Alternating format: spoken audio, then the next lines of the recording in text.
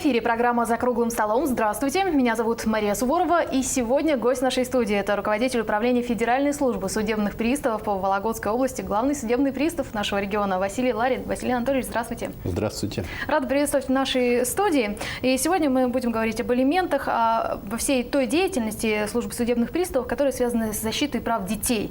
И расскажите, пожалуйста, сначала о том, каким, собственно, образом ваша деятельность и ориентирована на защиту прав детей.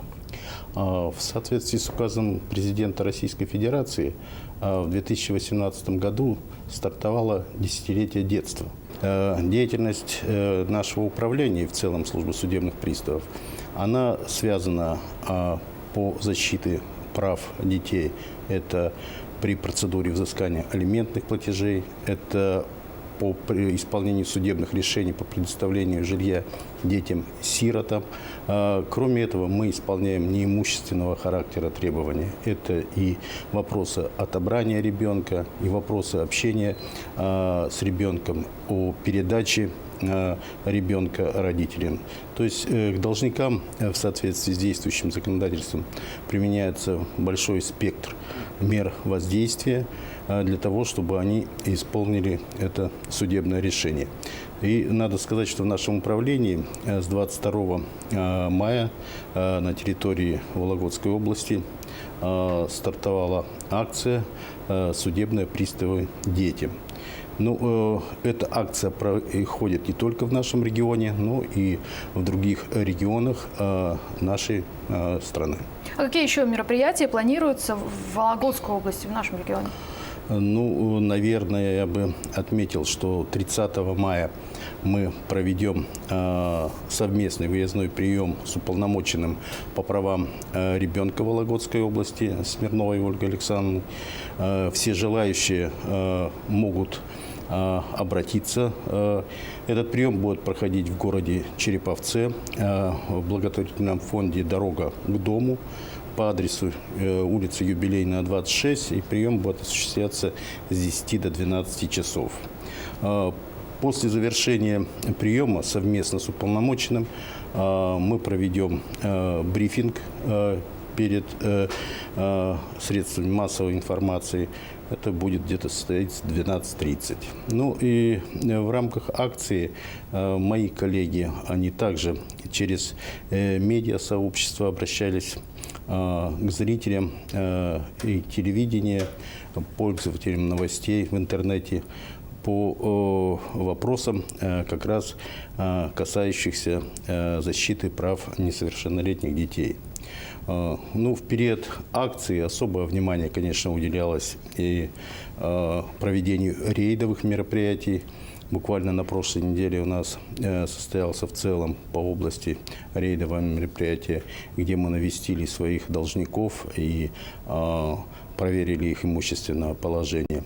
22 мая сотрудники управления и сотрудники городских отделов приняли участие в донорском движении, то есть сдали кровь непосредственно здесь в управлении.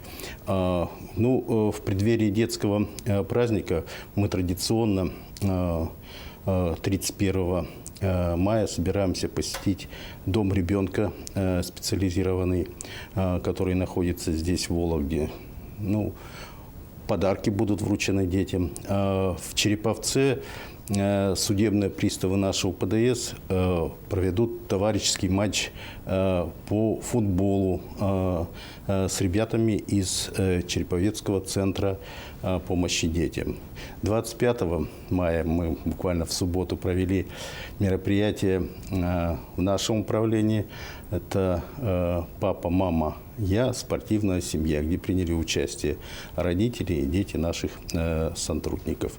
Такой плотный календарь событий, мероприятий, которые, в частности, ну, на мой взгляд, это такая прямая помощь детям, в том числе даже вот не связанная с какими-то судебными решениями, то, что обычно ассоциируется с деятельностью, собственно, вашего ведомства. Давайте поговорим о ваших рабочих буднях. Все-таки взыскание алиментных платежей – это как раз одна из самых непростых категорий исполнительных производств, как мы знаем, но в то же время это очень важно и для семей, и для самих детей.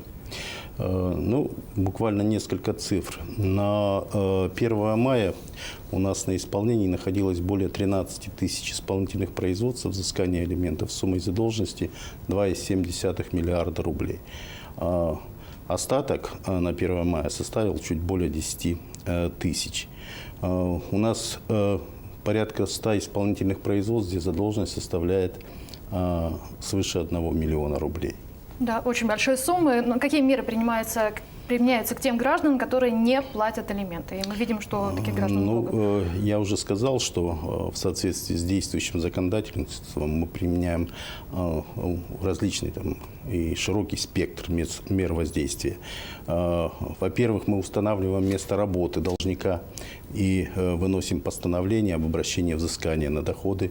Вот, в рамках где-то порядка почти 4 тысячи у нас вынесено таких постановлений, и на сумму почти миллиард. Некоторые граждане у нас стараются скрыть свои доходы. Вот пример был у нас в Устюжне. Кузнец обязан был оплачивать алименты, но что-то он скрыл, где он работает. Пришлось установить, кем он работает. Был составлен на него протокол об административной ответственности и вынесли решение об обязательных работах, и теперь он будет трудиться на благо для того, чтобы выплачивать алименты своему ребенку. Ну вот он, по сути, это затягивал процесс исполнения производства, да, таким образом? Да, конечно. Поэтому и был привлечен дополнительно к административной ответственности. Ну, у всех на слуху такая мера воздействия, как временное ограничение права на выезд за пределы Российской Федерации. Конечно, из наших должников, если посмотреть, мало, может быть, кто-то выезжает, но есть, которые выезжают. У нас граждане.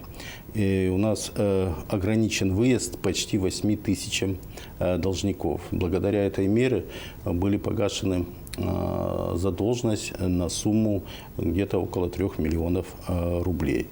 И буквально недавно был случай, что череповецкие приставы в период проведения рейда тоже ограничили право выезда. Должнику надо было выехать в соседнее государство к своему отцу.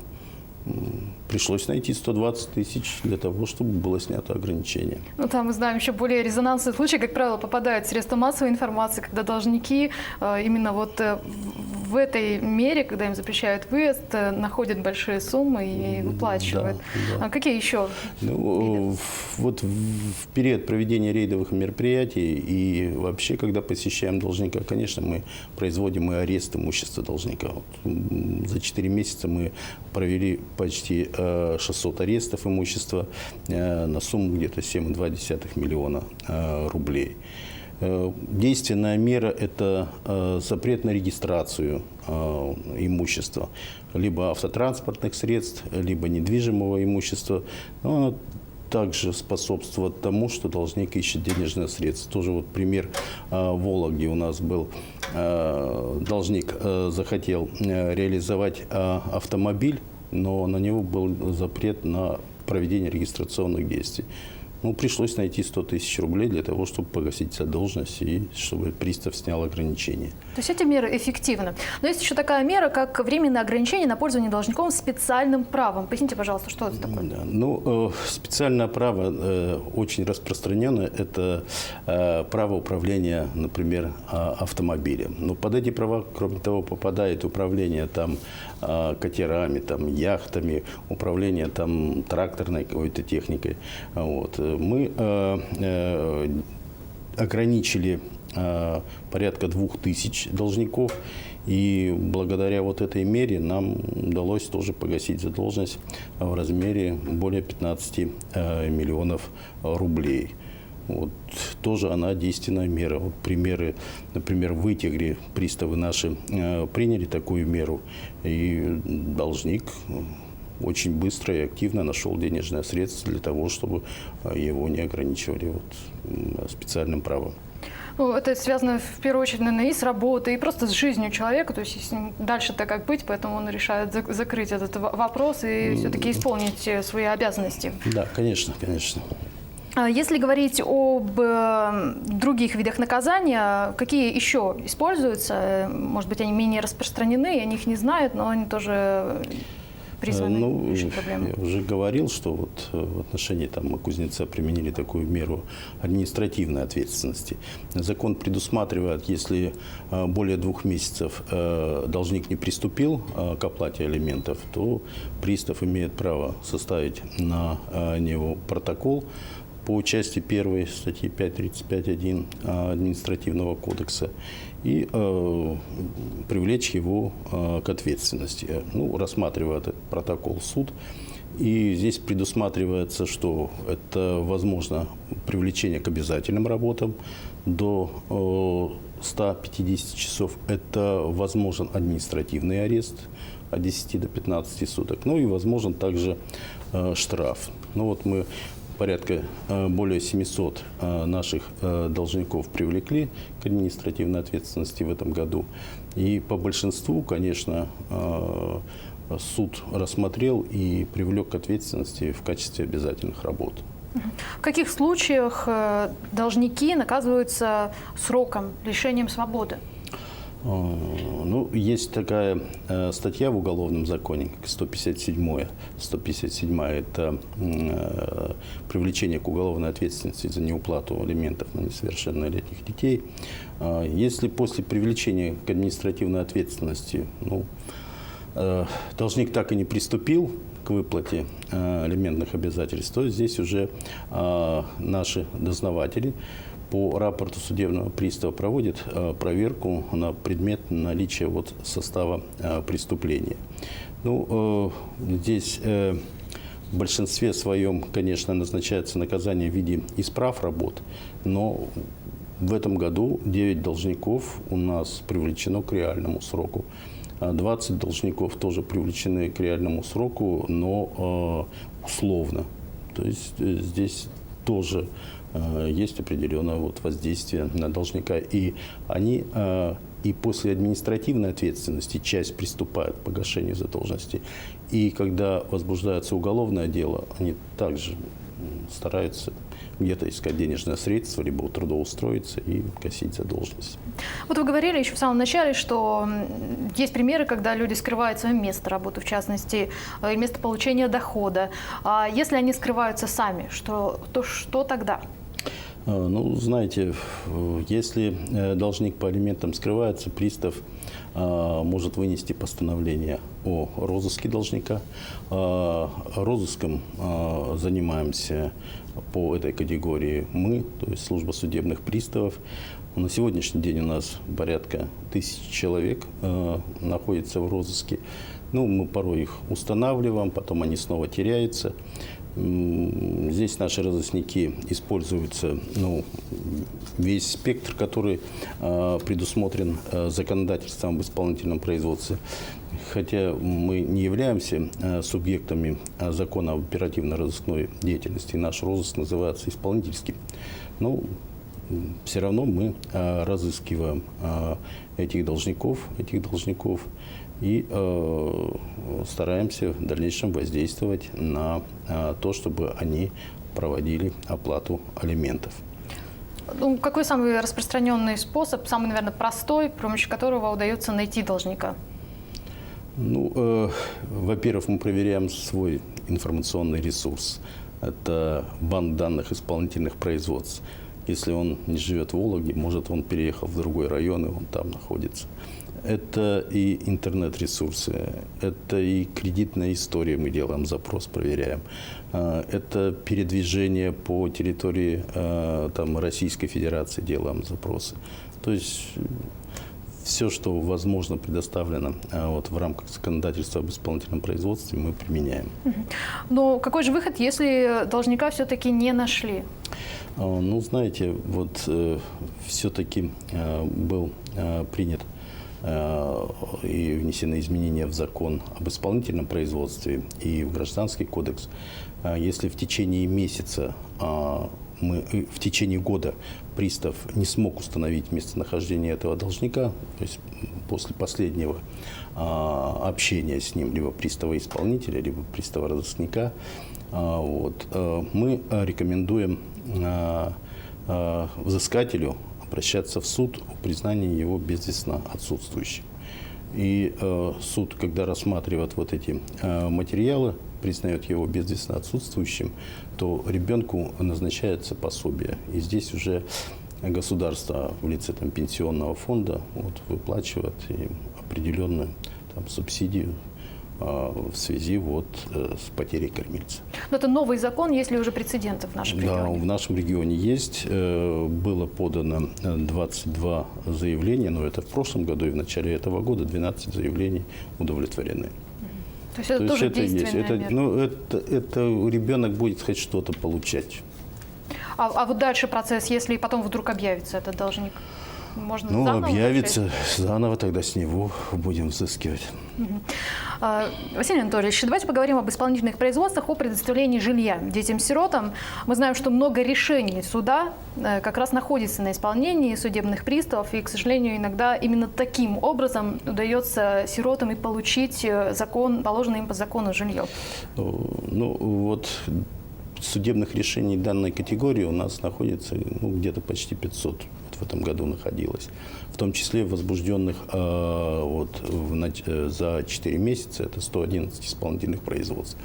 Окончили мы и прекратили где-то порядка 203 исполнительных производств.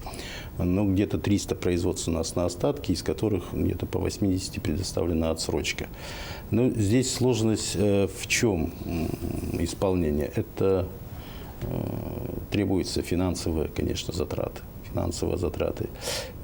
Мы применяем меры воздействия какого характера? Это выносим исполнительский сбор в отношении должника, это привлечение к административной ответственности, и в случае наличия вины мы можем провести проверку в рамках уже уголовного закона. Что за категория производств, связанных с воспитанием детей неимущественного характера? Поясните, пожалуйста. Я говорил, это, во-первых, определение места жительства ребенка, это определение порядка общения родителей с ребенком, это вопросы по отобранию ребенка, это вопросы розыска ребенка, незаконно перемещенного в Российскую Федерацию.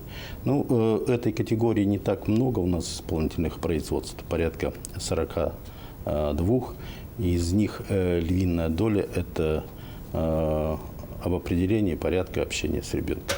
Знаете, порой приходится сталкиваться при рассмотрении обращений, жалоб и на личном приеме, когда родители до такой степени входят в конфликт и втягивают в этот конфликт ребенка. Так иногда и хочется сказать этим родителям: вы, наверное, разберитесь между собой, почему калечите вообще и нервную систему, и отношение к ребенку.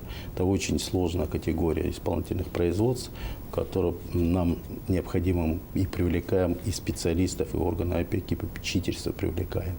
То есть, к сожалению, такие производства у нас есть. Спасибо большое, Василий Анатольевич, за рассказ о том, какие меры применяются для взыскания алиментов и вообще как работает служба судебных приставов в пользу защиты детей. И в преддверии Дня защиты детей особенно актуально это услышать. На этом я с вами прощаюсь. Всего доброго. До встречи в эфире.